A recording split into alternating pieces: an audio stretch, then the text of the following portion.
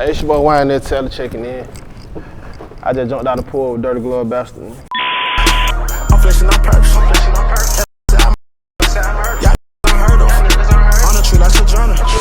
Alright, so we got my boy, YNS Talley, jumping off the porch with us for the second time, man. Welcome back, bro. Appreciate it, man, for sure. Appreciate it. I'm happy to be here, man. Appreciate y'all. Nah, absolutely, man. Appreciate you pulling up. And yeah, we were just talking, bro. 2019 was your last interview, before we even had the porch, man. Right, man. That's crazy, man. Real Atlanta native, man. Yeah, I bet definitely was the first one that recognized me, man, for sure. Yep, so that run deep, man. I really appreciate that, for sure. Yeah, and I went back, like, you were still in college at the time. Yeah, man. You was about to graduate. I think you was like a month out and everything. Yeah, I was a month out. Clark, yeah, that show was. Clark Atlanta, class 2019, dang, for real. You don't forget that. That's right on time, yeah. May 20 of 2019. I was about to graduate, Clark Atlanta University.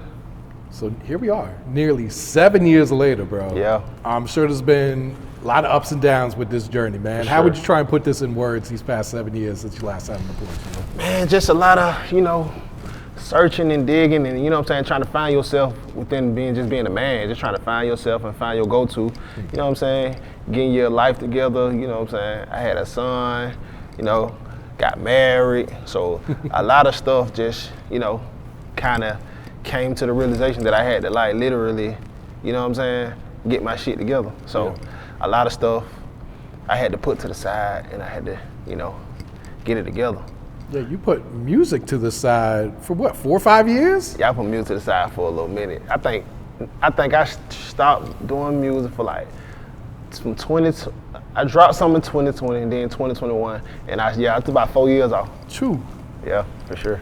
Like about 4 years off. But them 4 years did some good.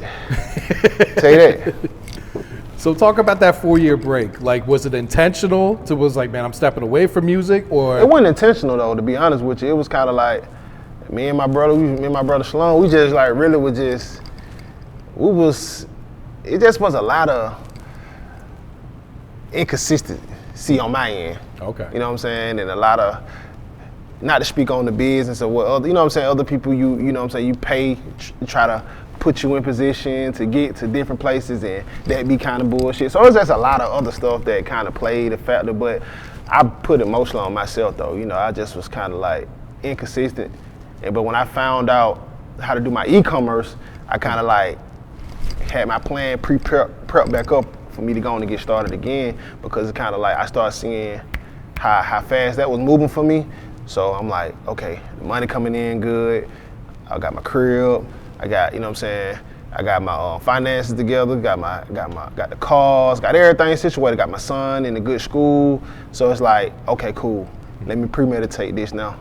Cause I always told my brother, I said, we're gonna pop with this shit. We're gonna pop with it. We're gonna pop with it. We're gonna go crazy. So once I kind of got that situated back together, I kind of went for it, and I'm here right now. Okay. So you got to break down this e-commerce. First off, what is e-commerce for someone that's watching? It's like, what the hell is he talking about with this shit? So basically, e-commerce is like, it's a lot of ways. You can do logistics, but I'm gonna tell you the way I do it. E-commerce is basically like, let's just say somebody, you know about a website on Shopify. Let's just say you want to build a brand. You can do drop shipping. I'm into building brands. So I build around the customer base or whatever. So basically, like, if you want to solve a problem for a woman, like, they just say they might be overweight or something like that. So what you're gonna do is you're gonna find a product on Alibaba, AliExpress, you know what I'm saying, that solve a problem for women who overweight. And then you order it from China, order your samples. You get about 10 to 15 people around your house, test this product. Once they test the product, and if the product is good, you win the dough. So what you do is, once you figure out your winning product, you get your labels, you get your logo together, you get your markups together. Your markups is something that go on the website that people actually can see and get the feel for buying the product. So basically, once you get all that situated, you put it all in demand. You order you 150 units. So you can sell you 3 bundles out of them 150 units and sell 50 singles. True. You sell it for $49.99 each single price.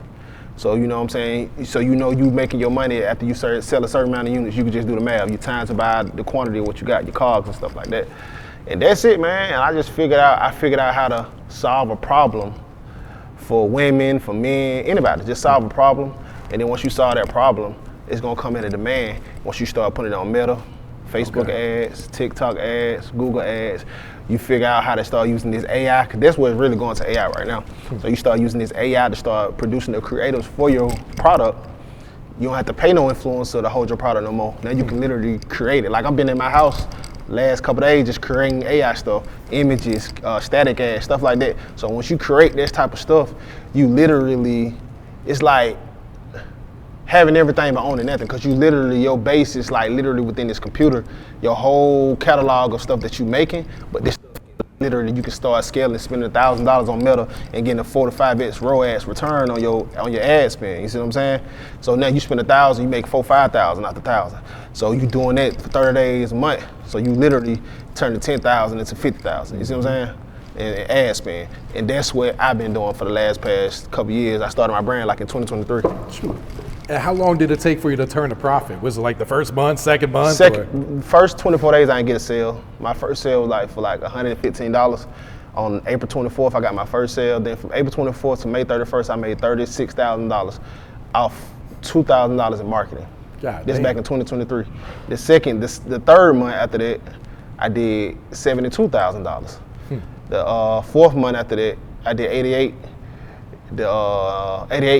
and then the next month after that I did 100K. My first 6-figure month, 100K, and after that it was like 60 to 80K for the remainder. So the first 9 months I made like 900,000, and then I was like going crazy. I'm like, dang, but I end up getting ahead of myself. I lost my merchant account because the orders was coming in so fast, but I'm just learning how to do it. I didn't know I had to have this procedure, you know what I'm saying, set in line and, you know what I'm saying, situated. I didn't have none of that stuff situated, so I lost the merchant account, meaning, you know, your merchant in Shopify, it's the merchant account they pay you on. So if you don't get your orders out in a certain time frame, they refund everybody. They refund everybody, or you'll have to get a new you'll have to go get another merchant processor that attach it to their store. True. So I had to learn a lot of stuff, man, but it definitely good money. I'm still in it right now, but it's definitely something people should, you know, start thinking about, because the world is literally going AI. Now, do you offer a class or a course to where people can learn this, or? I mean, I do. I got my millionaire inner circle community that I do have going on for my private clients and stuff like that, and I show them how to build a website. Why I got a team that'll do it for you, or I can show you how to do it. Build your website. You know what I'm saying? Get everything, order your products, the logistics of it, put it in the warehouse, all the merchandise and things of that nature. Then to the marketing side. Okay. Yep. So let me ask you this: you make that 900K the first 10 months or whatever it was, right? And how'd you feel at that time, man? Like, I felt that's a come up right there, man. It's a crazy come up, because when I was literally like working, I was working for Sprint. The Sprint got bought out by T-Mobile, and then I was making good money there too. But I was making probably like 80 to 100K a year when I was working there, because I was, you know, it's commission based, so I was a hustler. So after sales and everything of that nature, but once I first seen that, because I was still working this little other job selling like high-speed internet, but I was still doing my e-commerce at the same time. So I was in the mix of, me and my partners, we was in the mix like, oh, damn, I just had $1,000 a day, but I was still working. So as me making that first 36K, remember I told you after the 24 days in April, I didn't get a sale, but I was still working this job at Windscreen, selling high-speed internet. But it was one day I was working. I think I was at like 15 to 20,000 in revenue. I said, if I have another month like this, I'ma quit. The second month, I made $88,000. I quit.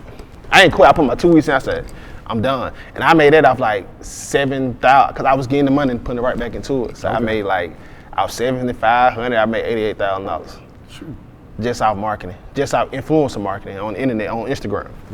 Yeah. How much would you say your life has changed after that first year of doing this? It changed, literally, from buying things and losing space in your house, and the house that I had when I bought on the T-Mobile income versus you making this type of income. So you outgrew a lot of stuff because you just start wanting everything that you've been wanting, and it was good, you know what I'm saying? For my kids and stuff like that to see that, and they still see it to this day. You know what I'm saying? Bigger house, more cars, more freedom, more trips and stuff like that. It felt good, you know what I'm saying? Taking care of my mama whenever she needed, looking out for my family and stuff like that on both sides, and it's just a good place. Yeah. And how much discipline goes into when you're making that type of money? Because we hear it all the time. People go broke because the money coming in so fast, it goes out just as quick too, man. Man, I'm gonna tell you, like my dad told me, he's like, when you first get that money now, you gonna blow that shit because you ain't never had it before. So I blew some money. I ain't gonna lie to you. But after the months consistently coming, I started putting money up. But you got to think, average people coming from where we come from, when they start seeing an 80K, 100K month, man, they gonna blow that shit. Or at least spend like 20, 30, 40, 50 a month, you know what I'm saying? Yeah, niggas gonna blow that shit. But once you start catching on, like, hold on now. I gotta goddamn, the economy ain't gonna be the same every year. Yeah. I gotta, you know what I'm saying? I got to meditate this shit. I can't just go off and, you know what I'm saying? So I just feel like that's gonna be better off of experience. But for me telling you, for being in that category, you definitely wanna, like, you know what I'm saying, be moderate with your spending, and you know what I'm saying, and have that money for rainy days left over. Cause everything ain't gonna always be the same next year. No, absolutely, man. Especially in this economy, man. It's changing daily almost, you know? Every day, bro. All right, so let me ask you, making that type of money, what drew you back into music? What drew me back into music, man, it's just basically like, I always had that chip on my shoulder that I knew I always was that one when it came to making music, cause like, I really just, the cadence, the wordplay, my sound, I already knew I was very distinctive when I first started doing music or whatever. It's just about the consistency on my end. So I already told myself when I get in position to, you know what I'm saying, put money behind myself, I'm gonna go for it full-fledged and I'm gonna make millions off this and put it back into what I already got going on. So, and to get it, and to really, I'm doing it for both sides of my family, you know what I'm saying? My mom's side, my dad's side, and just trying to like bring everybody together. It's show them something different, you know what I'm saying?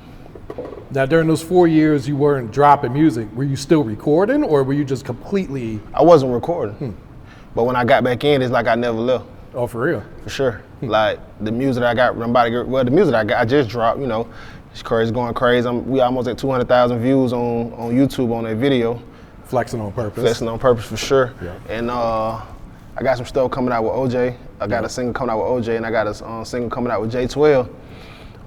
The dude from my brother from Beauty and Black, he go by Roy.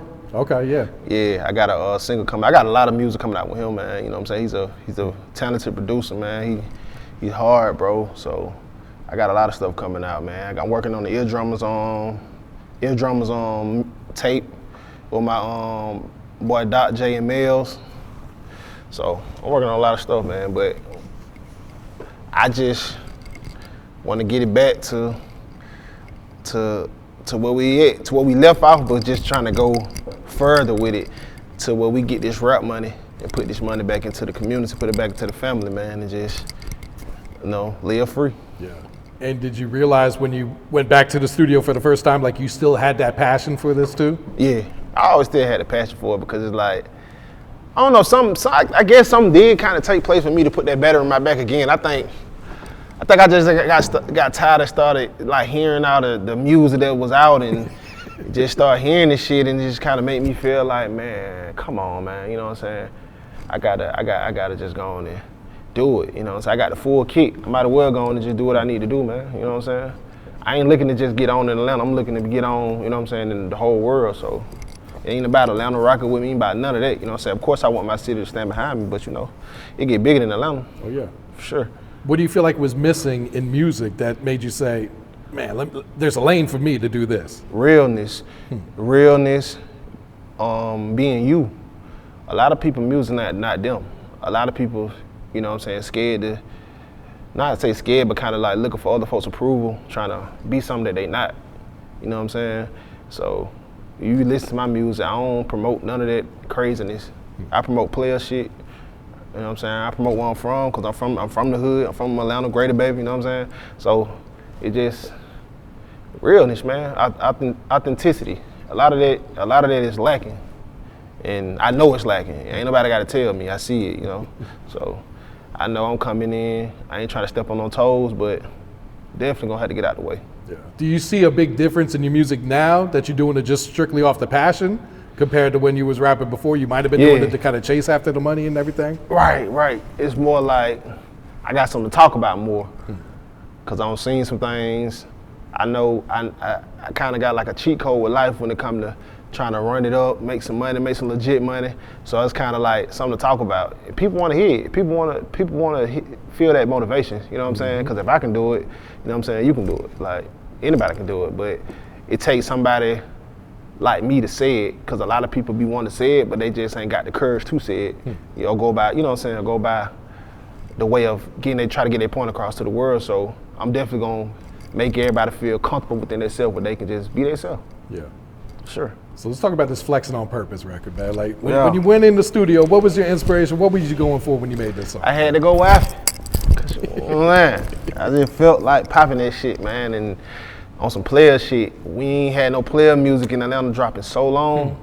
You know what I'm saying? It's just that bop, you know what I'm saying? It's like when you flexing on purpose, man, it ain't really like you flexing on body. It's like the message behind that record was basically me trying to get my point across, like for me coming from where I came from, working jobs, you know what I'm saying, living paycheck to paycheck, you know what I'm saying, and figuring out a hustle where you ain't got to look over your shoulders and you turn it to a flex, 7,000 square feet house, 4 or 5 cars, you know what I'm saying, bank account 100K or more, and it's like, that flex, like ain't nobody give me shit. You know what I'm saying? You flexing by default. You know what I'm saying? You ain't flexing on purpose. You flexing by default. It's a stepping stone in your life. So that what stood behind that record. You know what I'm saying? Now you mentioned almost 200,000 views on your first video in 4 or 5 years, man. Did you expect that type of reaction? Nah, I ain't even expect that, man. I didn't. I just, you know what I'm saying? A lot of little things came about. I got on a couple platforms and talking about the song. I guess they ran with it, man. You know, they're going crazy with it. You know what I'm saying? They flexing on purpose. Every time I go to the mall now, I kind of see somebody. I'm flexing on purpose. It be crazy though. You know. You know, you had a fan base before you went away with the music too. Sure. Were you getting messages throughout the years like, yeah, what we doing, man? When we dropping? One thing about it, that's crazy you said that, because all the producers, they like, bro, I got messages from 2022, 2023. Yo, bro, your sound fire. I'm over here promoting e-comm on my page. Yo, your sound fire, bro. Send me your email. I ain't dropped no song in like 2-3 years. I'm like, damn, these folks still want me to goddamn get back into yo. But that definitely happened for sure. Yeah. So make a play. This is gonna be the next one, right? You and OJ? Me and OJ, yeah. We shot the video and everything. It's ready. Okay. The song ready. How did this one come about, man? What made you want to put OJ on it? Big boy. Okay. Big boy put it together. My brother, he put it together, man. You know what I'm saying? And I respect the OGs, man, coming up, you know. Yeah, you from the east side too, I'm East Atlanta, Zone 6, Clifton Road to be exact, 1718. So he from down the way, you know what I'm saying, Boulder Crest. So it's like, it's on the right, you know, for sure. But the song, like, I fuck with OJ hard, man, you know. It's genuine. Yeah. You know, so anything that's genuine, it's always gonna come out right, no matter what nobody say or how they, you know what I'm saying, how this industry is. I wanna rock with genuine, you know what I'm saying, so. Yeah, he's one of the most down-to-earth people that you're gonna meet in this music industry. Yep, man. And I know that, so that's why I'm like, cause that's my character, you know what I'm saying? I ain't trying to do too much, so it's kind of, we click, you know, on the same type of frequency. Yeah. So is there a project in the works, or is your focus singles and videos right now? Oh, I'm working on a project for sure. Okay. Price is 3. You know about prices. Yep. Price is 3, so I'm trying to get it going first, but that's definitely in the back. Okay. Yeah. And what type of music have you been cooking up? Is it mostly just all motivational playing music and all that, or have you tapping in some different vibes and everything too? Yeah, I'm tapping into the women, you know what I'm saying, the women vibe, but we've been doing like the clubs and, you know, motivation for sure. You know what I'm saying? Just basically trying to motivate some people, you know what I'm saying? Motivate these women, motivate, you know what I'm saying, these men, motivate everybody. So, but basically, yeah, I'm working on some other stuff when it comes to the women too as well, like getting that bag, because my bag is unlimited. I always tell every artist, man, your female fans will be your most loyal fans too. Yeah, for sure. They're gonna buy all your merch, they're gonna support you. When you go to your shows, they're gonna be the ones in the front row and all that shit too. Facts. They're gonna be in there front row. Did you miss rapping at all? No. I ain't miss rapping. I started seeing people like Dolph get killed. I started seeing a lot of stuff go happen. That shit kind of it kind of made me not want to rap again. But Dolph was one of my favorite rappers, man. When he died, it kind of fucked me up. I ain't know him, but it's kind of like, damn, you know what I'm saying? Like, damn, all the real ones take off. Yeah. Shit just kind of like, I ain't know them folks, but it's like, it still feel like they're a part of what I had, cause they, you know what I'm saying, from the city. You know, Dolph from Memphis. Mm-hmm. But we had a lot of shit going on too. We lost Trouble. Mm-hmm. We lost goddamn Bankroll Free. We lost a lot of little rappers in Atlanta that kind of like deterred me away from wanting to make music, cause it's like, shit, crazy. 7 years, man. How would you describe your growth as, you know, as a person these past 7 years, man? I mean, I'd say like my growth as a person, I'd say it's tremendous. Like from folks hating on you, from you being never genuine, you know what I'm saying, being genuine and shit like that, and to still come out on top. From basketball, from people, you know what I'm saying, did me dirty at Clark Atlanta. A lot of little shit, man, you know. For me to come out like this, yeah, like God was on my side. Like, it is what it is. Like, I don't have a lot of shit happen to me, man, where I just be like, damn, that happened to me. You know what I'm saying? I give my shirt out back to people, but I just say like, it really like just, God is good. That's all I can say. Nah, because when you think about it, you made 2 pivots. Like, basketball was your life. Yeah. I'm sure you thought NBA or nothing at one point in your life. Yeah, but that didn't work. You went to music. You yeah. was getting the views, you know, your shit was going up. You probably thought, all right, this is my lane. This is where I'm going to blow up in. Right. And e-commerce makes you a millionaire. I never thought of that's crazy, bro. E-comm. I never would think of it like that. That was never in my playbook. And it's crazy though, because everybody got their own path. Mm-hmm. It's gonna be something that you least thought of, that your path. So I didn't even know that was on my recipe. But it's good though, because once you learn how to do that, you ain't gotta work for another soul in your life. Yep. Because a lot of people, when that first dream don't work, they may get down on themselves, you know, right. try to give up on some shit. Right. Second dream don't work out. Like, God damn, man, now it's really over. Yeah. The boy said, fuck that. So I applaud you for that, because that's a real motivation right there, man. Plan A didn't work, plan B didn't work, but plan C probably took you further than either one would have. I'm telling you. But the crazy part about it is I never was no quitter in my life.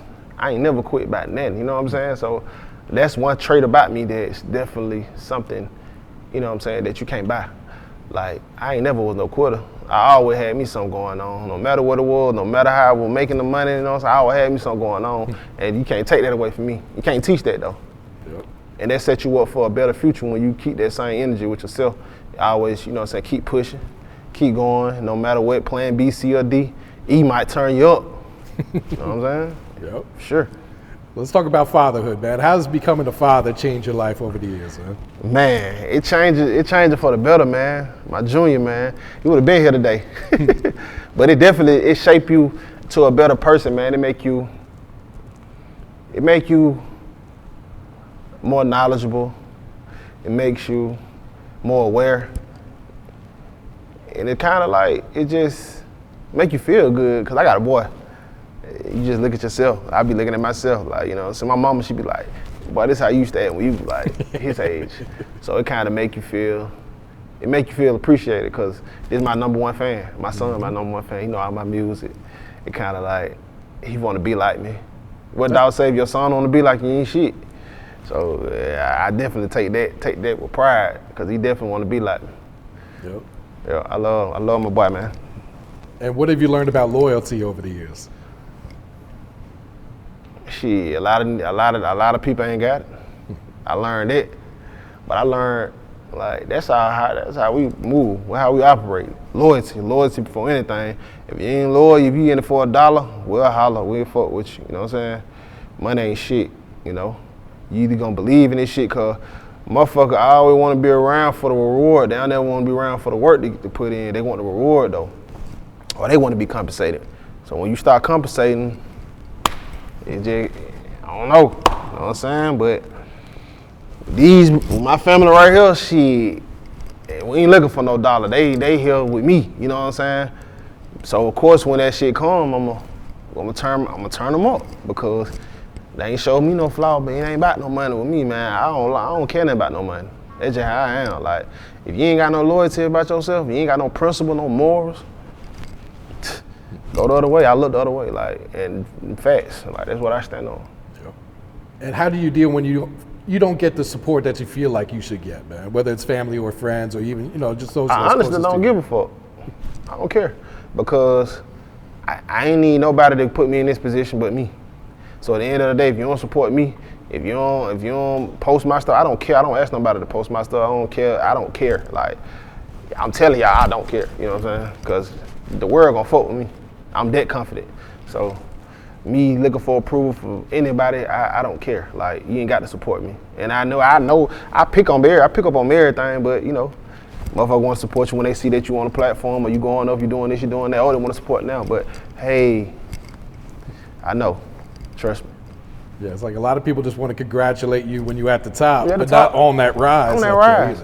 I know who with me on the rise, you know what I'm saying? So I'm very, aware. I'm woke. Like, you know what I'm saying? I'm one of them ones for sure. I ain't just, just talking about it. I ain't get this far to being no dummy. I know when somebody with you. I know when they ain't with you.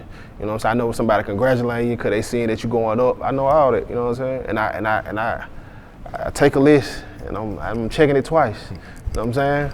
So it is what it is, And how do you deal with pressure when things aren't going your way at the time? Keep busy. Don't no pressure. Like, when pressure comes, don't sweat it, Don't show your hand. You just gotta keep going. Tomorrow coming, it gonna hit for you. Yeah. So, ain't no pressure. And how did losing your stepfather and your uncle affect your life? Man, it kind of like, it messed me up, man. OJ Ralph, man, Kevin, they right here with me. So those are one of them two dudes right there was like, my ace, coon, boom, like both of them, When I couldn't talk to nobody, I could talk to, talk to OJ Ralph, you know what I'm saying? And he guided me through a lot of stuff.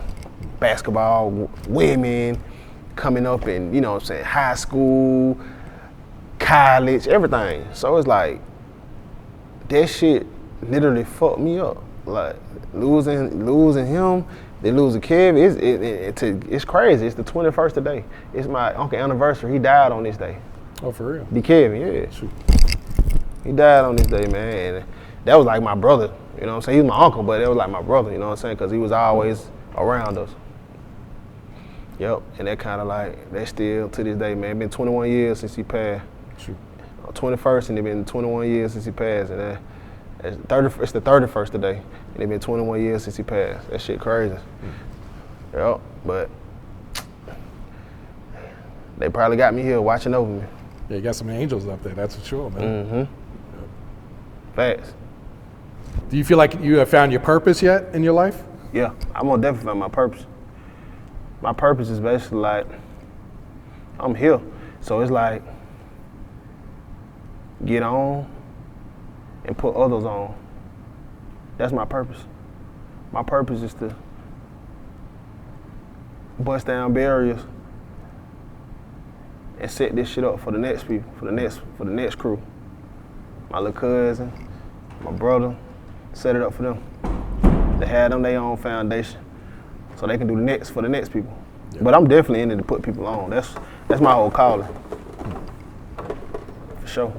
Sure. Man, I forgot to ask earlier, man. You want to introduce your people sitting up there, especially since you just had someone else join you too, man. There go Turkey Burger right here. Boy, Shalom, man. My little brother Pooh, my baby cousin Shummy, all family, blood. You know what I'm saying? Y'all tell them, y'all ain't gonna say nothing, y'all nigga.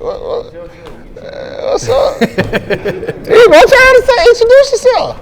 I'm his dad and nephew. His dad and sister's son. Yeah. I'm the baby brother. Yep. That's the big The biggest of all that. But that big little bro, man. Big little bro. Yeah. Yeah, He the oldest out of all of them. Did you have like 12 siblings or 13 or something? Yeah, how like many that, of right? them? 11. 11. Yep. What it is? How many boys? Like 8 of them? 7 of us? 7 boys and what? 4 girls? 3 girls? 4 girls. Yeah. Yeah. Well, I know Christmases be lit at your house, man. Boy, Derrick Jones, man. Shout out to the Rolling Stone back in the day. My pops. OG, man. Does everyone still live in Atlanta, or you got spread out at this point? Yeah, everybody still. Everyone's still in Atlanta? All are still in Atlanta. Yeah, we go pull up on our dad all the time. Every day. Oh yeah. We got one little bro. Talking about D-Man, free my brother D-Man, man. No, D-Man in Oakland. Oh, In California. Yeah, in Oakland, California. but still DeAndre though. DeAndre. D-Man ain't locked up. D-Man, he in California, yeah, facts. But DeAndre locked up. You know Derrick? Young Derrick? Yeah. Yeah. That's my other bit, bro. Oh shit. God damn. Mm-hmm. So how proud is moms and pops of everything that you've been able to accomplish in these last few years, bro? My dad, he called me, boy, I'm proud of you, boy. Like my dad, he always tell me proud of my mama every day. Like, you know what I'm saying? I'm proud of you. And then, hey, can you do this for me? Come right after that shit. My mama. But my daddy though, yeah, he most definitely, you know, he fuck with me, man, you know. He proud, man. He always tell me he proud. You know, my dad, he did like 16 years in the Fed, so he feel like he missed out on a lot of stuff. So he be every time a chance he get, he always be saying, "I'm proud of you, boy." You know what I'm saying? So I fuck with my daddy, man. Yeah, because I think he had just gotten released when we did our first interview. Yeah. You said he had just came home. Right? Yeah, Jay came home. Yup, facts. He done, yeah, facts. Yeah, Jay came home. I had said it in the song. He been kicking it 1-2 like he ain't missed the beat. He goddamn been doing his thing, man. So what's it been like rebuilding that relationship since he's been home these past 7 years, bro? It been cool, man. We just basically been like vibing, you know what I'm saying, catching up, not trying to do too much, but like just vibing, you know what I'm saying? Cause I had a relationship with him before he got locked up too, so I used to go to their house with my big cousin, Fondaville meet back in the day, my auntie Lisa. I always used to be around him, you know what I'm saying, like on the weekends, stuff like that. So I had a relationship with him, but it's just like the time that, you know, he was gone, he couldn't make it up for all of us, so it's been good though since he been home though. I called him on FaceTime, talked to him. My son, he close with my son. Okay. Yeah, he close with him, so he close with all my brothers, kids, and all his kids, he close with all of them. I was gonna say, he's probably got a lot of grandkids, huh? Yeah, he got, how many grandkids he got? He got a handful. Probably a couple of handfuls. He got about About as many kids as you got. yeah, he got about 6, 7 on. About 6, 7 on, so yeah. He definitely making up for the time. Yeah. Yeah, that's all right there, man. Yep. What's some advice you would share to the kids, to the youth coming up right now today?